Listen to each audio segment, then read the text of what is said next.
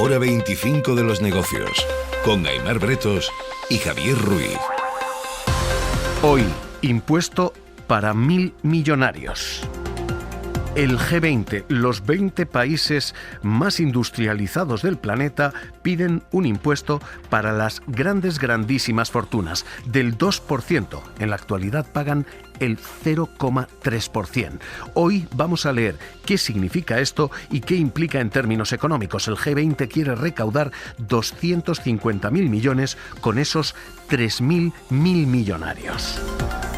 Y vamos a leer la polvareda económica e ideológica que esto ha levantado, porque además de la propuesta hay todo un debate sobre si este es el principio de una pendiente deslizante, sobre si los ricos van a terminar pagando más. Hay todo un enfrentamiento y todo un debate sobre si los 1.000 millonarios deben pagar más. Hoy, impuesto para 1.000 millonarios en Hora 25 de los negocios.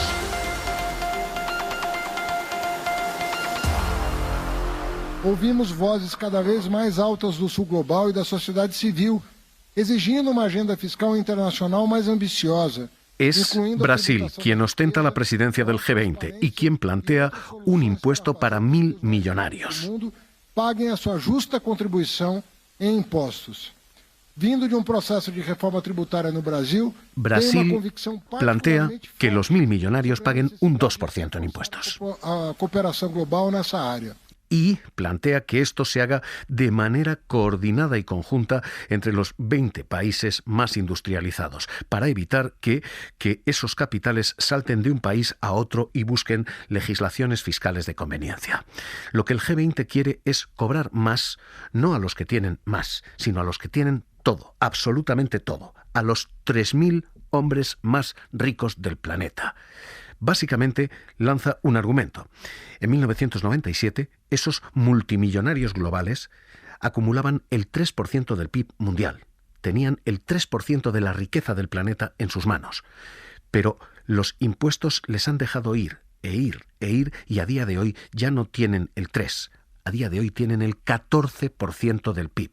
3.000 personas tienen el 14% de los recursos de todo el globo. Así que el G20 lanza una propuesta muy concreta, encargada a un economista, Gabriel Zucman, que plantea lo siguiente. Focuses on one simple proposal, which is to create a new common standard, a new Crear un estándar global minimum tax that would ensure that global billionaires pay in tax each year the equivalent of at least 2% que fije un suelo del 2% en impuestos y un techo del 2% en impuestos para los 1.000 millonarios. 3.000 multimillonarios se verían afectados.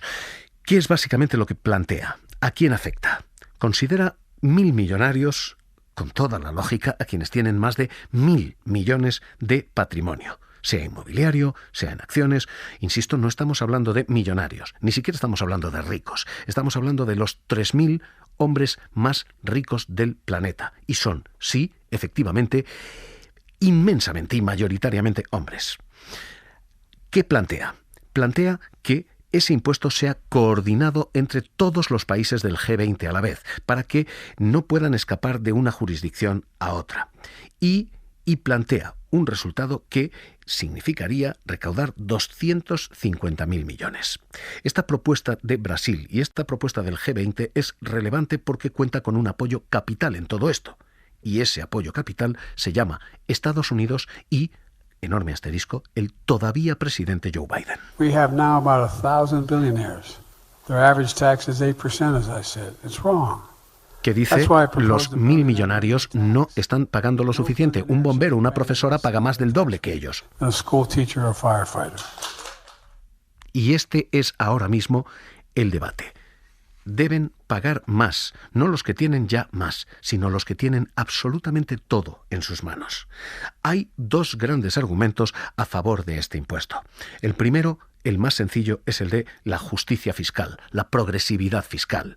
Tiene lógica que quienes tienen más contribuyan más, y tiene lógica que quienes tienen muchísimo más contribuyan ligeramente, un poquito más. El autor del estudio, Gabriel Zucman, dice que la estructura fiscal que tenemos en la actualidad está absolutamente rota, que no es progresivo, que quienes tienen menos, profesores, bomberos, fontaneros, acaban pagando más que quienes tienen capitales, que quienes son millonarios y absolutamente todopoderosos. The problem is that there is now clear evidence that the super rich pay proportionately less in taxes than other socioeconomic groups. El argumento es, proporcionalmente, se paga una tasa, un porcentaje menor de su riqueza y de su renta que la que pagan los más pobres. To effectively tax the super rich. The super rich can avoid the individual income tax by avoiding dividend distribution. Porque lo que hacen los que tienen esas grandes fortunas es recibir dinero de manera que no es gravable. Por ejemplo, con dividendos acumulados que no cobran, con impuestos que se pueden esquivar porque no cobran rentas.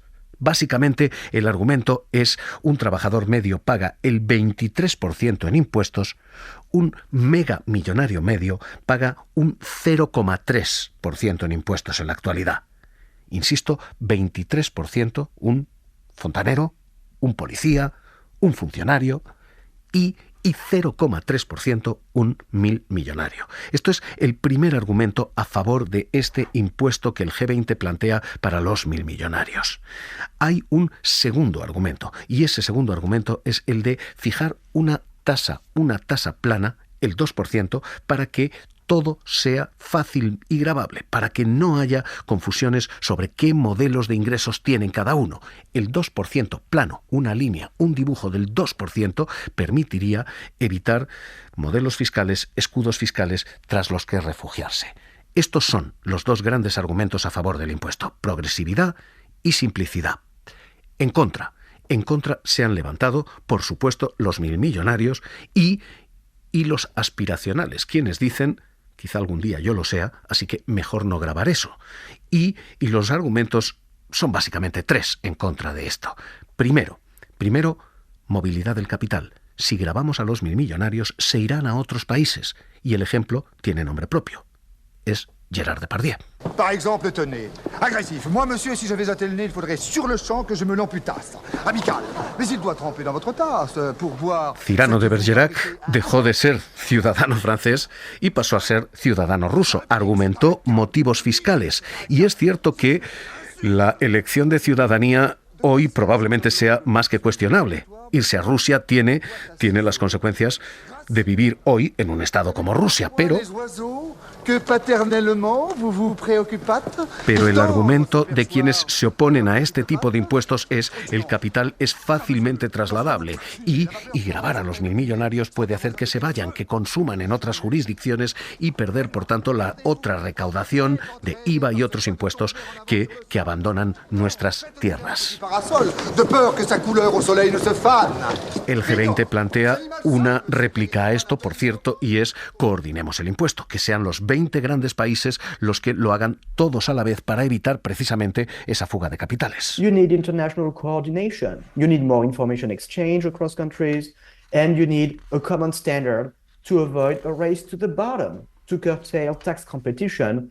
It's exactly the same logic as the logic that underpins the global minimum tax. Dicen, la misma lógica que hay detrás de gravar en un mismo nivel a todas las multinacionales. Because in 2021, more than 130 countries agreed on a minimum tax of 15% for multinational firms. Tal y como han acordado 130 países, por cierto, de la OCDE. Este es el primer gran argumento en contra, el de evitar que el capital y los millonarios con capital se vayan. El segundo gran argumento en contra es el temor a una pendiente deslizante. El temor se empieza gravando a los 3.000 grandes millonarios y después se baja el corte y después el corte, y después acaban pagando solo los millonarios, y después suben los impuestos para todos los demás. Así que el temor a esa pendiente deslizante es el segundo argumento en contra de esta subida de impuestos para 1.000 millonarios. Y de hecho se señala una propuesta anterior a la que ahora lleva a la mesa el G20, y es la del profesor Joseph Stiglitz, Nobel de Economía, que decía, sí, los 1.000 millonarios sí, pero además deben pagar impuestos los que tengan no más de 1.000, sino más de 50 millones. A wealth tax is a good idea. The point is, because we have so much inequality in wealth, él planteaba aquello como una forma de luchar contra la desigualdad en la riqueza. Over 50 million raises an enormous amount of revenue. Pero es efectivamente cierto que él bajaba el listón no a los 1.000, sino a los 50 millones de fortuna. Este es el debate teórico y a partir de aquí hay 3 argumentos prácticos de por qué previsiblemente esto no va a salir. China no va a coordinar sus impuestos con Estados Unidos. 2, es necesario crear mecanismos de información para poder coordinar eso. Y 3, y sobre todo, los hombres que van a ser gravados, los 1.000 millonarios, tienen a un gran defensor que puede ser presidente de Estados Unidos. Donald Trump previsiblemente no va a aprobar un impuesto que le grave a él mismo, porque esos 1.000 millonarios ya han tomado el poder. Carlos Cruzado, presidente de Gesta, ¿qué tal? Muy buenas noches. Hola, buenas noches, Javier. Señor Cruzado, ¿es concebible este impuesto que plantea el G20, un impuesto para 1.000 millonarios, o este debate, ganado en la teoría, muere en la práctica? Bueno, la importancia de esta cuestión es que se inicia ese debate. No va a ser fácil, no se va a resolver. El propio Zucman lo decía hace unos días, que lo importante es esto, empieza el debate. Hace unos años era imposible pensar que las grandes multinacionales iban a tener que pagar un impuesto mínimo. Hoy ya es una realidad, aunque tiene muchos problemas y muchos fallos todavía, pero es una realidad. Bueno, el principio de empezar a hablar de esta cuestión es importante, y sobre todo situándola en el contexto actual, donde hace apenas 2 años Liz Truss, esa efímera primera ministra británica, tuvo que salir del gobierno precisamente por querer hacer lo contrario, que era una bajada importante de impuestos a grandes empresas y fortunas, y cómo los organismos internacionales como el Fondo Monetario Internacional, la OCDE, bueno, ahora vemos que el G20 está planteando esto, pues hablan de ese crecimiento de la desigualdad en los últimos años y de cómo ese crecimiento de las desigualdades es el mayor problema económico que tenemos en este momento. Por tanto, bienvenido sea ese debate, claro. ¿Cómo estamos aquí en España? Usted ha publicado esto, los ricos no pagan IRPF. ¿Qué hay que cambiar? ¿Qué ha de hacerse aquí en nuestro país? Bueno, lo mismo que estamos viendo, que bueno, plantea Zucman y que se está viendo en todos los países. Los ricos no pagan IRPF en España, pero tampoco lo hacen en la mayoría de los países de nuestro entorno, en Estados Unidos, o lo hacen, mejor dicho, pues en unas condiciones en las que desde luego no están pagando en sus justos términos. Consecuencia de unos años en los cuales se ha ido perdiendo fuelle, digamos, la progresividad de los sistemas fiscales, se han ido haciendo más injustos, y en España también ha ocurrido, de manera que el sistema se apoya sobre todo en las clases medias, en las clases trabajadoras, en pensionistas, y que son los que aportan la mayor parte al impuesto sobre la renta, que es el principal impuesto en todos los países de nuestro entorno, ¿no? Es necesario un cambio no solamente ya técnico, no solamente ya fiscal, sino político. Hay una demonización absoluta de los impuestos. Plantear que alguien pague un 2% en impuestos es respondido como comunismo.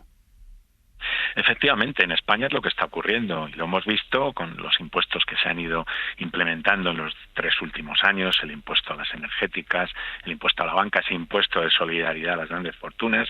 También se decía que iban a salir todas las grandes fortunas de España, pero vemos que el impuesto se ha planteado, se está cobrando, y no ha ocurrido ninguno de esos cataclismos, ¿no? Pues con este impuesto, que en realidad no es tanto un impuesto lo que plantea Zucman, sino el hecho de que haya mecanismos por parte de los estados para gravar a quienes no estén pagando ese mínimo del 2% en los impuestos personales, sobre todo en renta y patrimonio. Por tanto, se mantiene la soberanía fiscal, y lo que haría falta es saber exactamente, cooperar entre estados para conocer conocer la información, que ya se va conociendo cada vez más, y a partir de ahí grabar esa riqueza que en principio debería ser más fácil que grabar los beneficios, o al menos la riqueza es más difícil de escamotearla, ¿no?, que los beneficios. Hay dos y medio, vamos a dejarlo en dos contraargumentos. El primero es: grabamos a los 1.000 millonarios y se nos van a ir del país. Y el segundo es, y esto es una pendiente deslizante, y empezamos grabando a los 1.000 millonarios y vamos a acabar grabando más a todo el mundo. ¿Válidos esos dos contraargumentos, esos dos argumentos en contra de este impuesto? Bueno, no, desde luego grabar a todo el mundo no es la intención. Precisamente el problema viene porque el sistema a quien está grabando es, pues como decía antes, a trabajadores, a clases medias, y no en la misma medida a las grandes fortunas. Esto se ve en España claramente en la estadística que publica la agencia tributaria, tanto de renta como de patrimonio, y vemos como esas grandes fortunas que tienen o que están tras las grandes empresas, pues están tributando esas grandes empresas en sociedades a unos tipos efectivos muy, muy bajos. Menos del 3% o 30% de los grandes grupos españoles están tributando en tipos efectivos sobre sus ganancias mundiales. Vemos que en los impuestos sobre la riqueza, sucesiones, donaciones, con esa competencia a la baja entre comunidades autónomas, han ido perdiendo cada vez más fuelle, y en definitiva es necesario restablecer la justicia fiscal, hacer que efectivamente pague más quien más tiene. Hay un movimiento internacional en el que hay unos cientos de multimillonarios americanos, casi todos, europeos, ninguno español, es verdad. Vimos en la cumbre de Davos cómo piden que los estados les graben de acuerdo con su capacidad económica. Y esta es una realidad, no solo en España, sino desde luego en Europa y en el mundo, ¿no? En Europa, hoy precisamente, las organizaciones que plantean este impuesto, este tax the rich, están celebrando el día del impuesto a los ricos, ¿no? Hay una iniciativa ciudadana en Europa para presentar 1 millón de firmas a la Comisión Europea pidiendo que al menos en Europa se establezca este impuesto, ¿no?, este mecanismo del que habla Zucman. Y en ese sentido es importante también, claro, que la ciudadanía se mueva y exija a los políticos que se aborde este diferente trato fiscal, ¿no? Pues Carlos Cruzado, presidente de Gesta, del Sindicato de Técnicos de Hacienda, gracias por estar con nosotros aquí en la SER. Un abrazo. Un placer, un abrazo, Javier. Hoy esa iniciativa Tax the Rich es exactamente la que cuenta con el impulso popular, y hay efectivamente una recolección de firmas para llevar 1 millón de firmas al Europarlamento, que son 1,000,000 y pico, porque sí hay efectivamente 1.000 millonarios que están pidiendo ser grabados más. Si ustedes quieren saber más, les recordamos ese movimiento que ya contamos aquí. Les recuerdo la fecha, era 30 de noviembre de 2022, cuando escuchábamos aquel movimiento de millonarios patrióticos que decían: bueno, claramente significa que estamos dirigiendo el país. Aunque hay 535 representantes en las cámaras del Congreso, en la Casa Blanca, todos dependen en gran medida de nosotros, de las personas. Ellos eran los que estaban dirigiendo el país y que ellos pedían grabarse más a sí mismos, sin ser comunistas.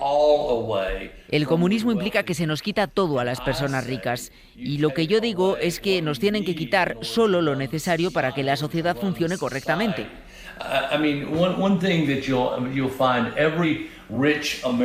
Mira, hay una cosa que todos los millonarios americanos...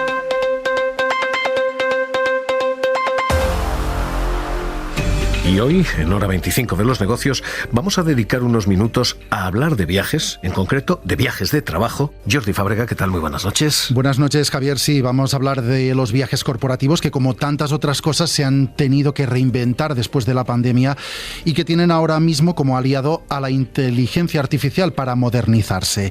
Y lo vamos a analizar con Dan Chocoyu, que es Managing Director de Accenture Song. Bienvenido. Muchas gracias.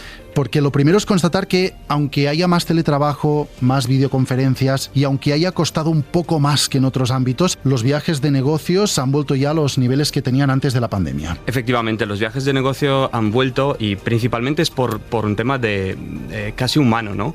Nos gusta reunirnos en persona, pero han vuelto de una manera quizá un poquito más diferente que antes. Ahora mismo el auge de las herramientas de colaboración pues lo que hace es que un viaje corporativo muchas veces es esté un poco entre duda de si tengo que volver o no tengo que volver, cuando por delante tengo a un compañero en vídeo que ya está conmigo y ya puedo trabajar perfectamente con él. Decíamos que se están reinventando. Ponnos algún ejemplo concreto. ¿Qué hay de diferente entre el viaje de negocios que se hacía en 2018, por ejemplo, y el que se hace ahora en 2024? Pues para empezar, la industria de los viajes corporativos fue probablemente de las últimas dentro del sector turístico que se reinventó. Principalmente porque uno, cuando llego al destino, tengo que coger un taxi, cuando vuelvo tengo que pasar el gasto de ese taxi, y todo ello pues hace que las herramientas que estoy usando para viajar corporativamente se duplican. Por lo tanto, la reinvención viene precisamente por ahí. Hay un tema de auge tecnológico, punto número 1. Punto número 2, a través de la inteligencia artificial somos mucho más capaces de predecir si tenemos que viajar, cuando viajamos, dónde están mis compañeros, qué tipo de elementos, digamos, que me favorecen puedo tener acceso. Entonces, con todo esto, hace que la industria de los viajes corporativos sea una de las que más se está beneficiando de todo esto para reinventarse. Y si hablamos de viajes, no podíamos no tener sentado en esta mesa a Amadeus, Santiago Franco, CEO de Amadeus. Buenas noches. Hola, buenas noches, Jordi. Con Santiago queremos hablar de Cytric Easy, que es una solución que pretende dar un paso adelante precisamente en la gestión de los viajes corporativos. Explícanos en qué consiste. Pues lo voy a coger donde lo ha dejado Dan. De hecho, lo que lo hace es más fácil. Todo el mundo lo que espera de una aplicación empresarial de software como Cytric Easy es que digitalice, que automatice y que simplifique la interfaz, ¿no? Y el uso por parte de los usuarios de dicha aplicación cuando está haciendo una reserva de un viaje, cuando está viajando, simplemente cuando está liquidando sus gastos de viaje. Cytric Easy lo que hace es va un paso más allá, está embebida en Microsoft Teams y lo que permite es casos de uso totalmente nuevos, algunos los está comentando Dan, como yo voy a ir al aeropuerto, que gente de mi compañía va a ir al aeropuerto también ese mismo día, me permite entonces compartir lo que es un taxi, por lo tanto ahorrar en huella de carbono como en costes, pero también lo que me permite ver es que otros colaboradores van a estar esa semana en el mismo sitio y lo que me permite simplemente es ampliar mi agenda e intentar sacar el máximo provecho del viaje. Decíamos que la inteligencia artificial generativa también tiene un papel que jugar en esta reinvención de los viajes corporativos. ¿Qué puede hacer? Sin ningún lugar a dudas. La inteligencia artificial puede automatizar. Yo creo que la generativa lo que viene es un poco a aumentar y simplificar todavía más el uso de los usuarios. Y tenemos casos de uso que estamos desplegando ya, tanto a la hora de, antes de hacer el viaje, cuando estoy haciendo la búsqueda, lo estoy haciendo una búsqueda en términos de lenguaje natural. Puedo estar al mismo tiempo trayendo lo que es el viaje en avión, el hotel y el alquiler de coche en una misma búsqueda y en una misma interacción. Durante el viaje, si tengo una disrupción, pues con este asistente digital lo que puedo estar haciendo es cambiando el billete sin necesidad de tener que hacer llamadas por teléfono, o en la fase final del viaje simplemente decir, oye, la liquidación la estoy haciendo en una interacción, digamos, natural con la aplicación sin tener que ir a través de un menú, ¿no? Como se hacía de manera tradicional, ¿no? Yo creo que el traer a la aplicación de Cytric Easy lo que es la innovación de Amadeus como empresa líder tecnológica en el mundo del travel a nivel mundial, con Microsoft como empresa líder de productividad, colaboración y a día de hoy de la inteligencia artificial junto con Accenture, ¿no? Que tiene una experiencia tremendamente demostrada, ¿no? En traer nuevos productos y nuevas soluciones al mercado. Creo que es una receta sin duda imbatible. Pues Dan Chocoyo, Managing Director de Accenture Song, Santiago Franco, CEO de Amadeus, un placer aprender con vosotros en Hora 25 de los negocios. Un espacio en colaboración con Accenture, abriendo paso al cambio. Y en los mercados, día tranquilo a la espera de que mañana se publiquen aquí y en Estados Unidos, sobre todo los datos de inflación. Standard & Poor's, Dow Jones, hoy planos. Hora 25 de los negocios, cerramos.